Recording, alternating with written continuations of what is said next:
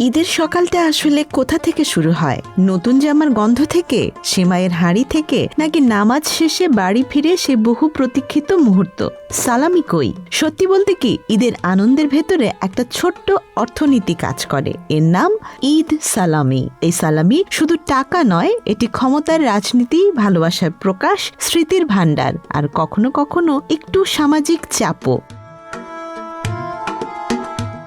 রাজদরবার থেকে ঘরে ঘরে ঈদ সালামি।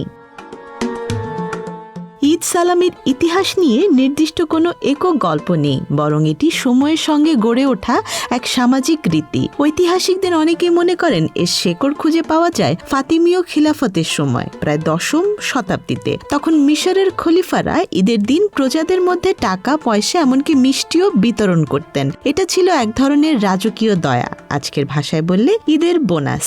পরে এই রীতি ছড়িয়ে পড়ে অটোমান সাম্রাজ্যে, যেখানে সুলতানরা বিশেষ অনুষ্ঠানে উপহার দিতেন, আর ভারতীয় উপমহাদেশে এসে মুঘল সাম্রাজ্য একে একেবারে সামাজিক রীতিতে পরিণত করে, রাজদরবার থেকে সাধারণ মানুষের ঘরে। অর্থাৎ সালামি শুরু হয়েছিল উপরে থেকে নিচে, আজ তা পরিবারের ভেতরের ভালোবাসার লেনদেন।